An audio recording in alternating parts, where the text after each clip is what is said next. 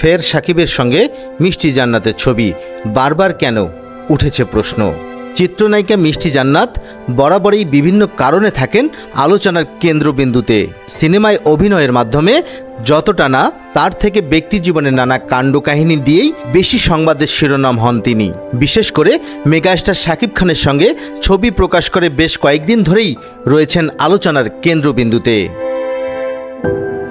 সম্প্রতি সামাজিক যোগাযোগ মাধ্যমে শাকিব খানের সঙ্গে পুরনো একটি ছবি শেয়ার করেছেন মিষ্টি জান্নাত, যেখানে ক্যাপশনে লিখেছেন, ভালো থাকবেন প্রথম আমি।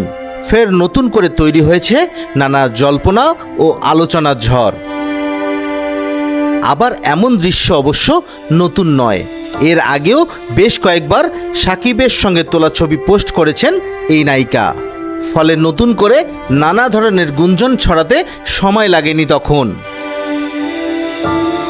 এদিকে নেটিজেনদের একাংশ মনে করছেন, হয়তো আলোচনায় থাকতেই বরাবরই এই নস্টালজিয়া কৌশল অবলম্বন করেছেন মিষ্টি জান্নাত। কারণ এর আগেও অভিনেতা বাপ্পি ও ওপার বাংলার এক নায়কের সঙ্গে তোলা পুরনো কিছু ছবি প্রকাশ করেছেন তিনি। এদিকে মিষ্টি জান্নাতের এমন কর্মকাণ্ড নিয়ে শাকিব ভক্তরাও ক্ষোভ প্রকাশ করেছেন। তারা বলছেন, এবারেই প্রথম নয়, এর আগেও শাকিব খানের সঙ্গে নাম জড়িয়ে আলোচনায় থাকার চেষ্টা করেছেন এই অভিনেত্রী।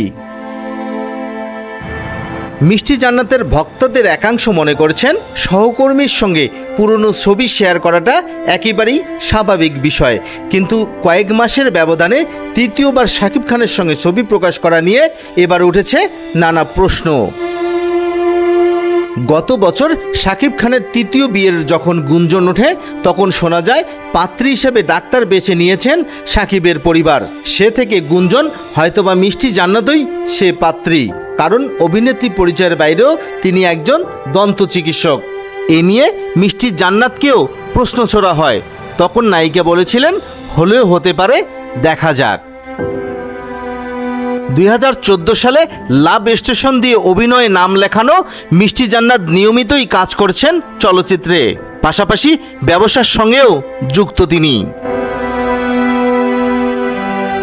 বিনোদন ডেস্ক, বর্ণমালা।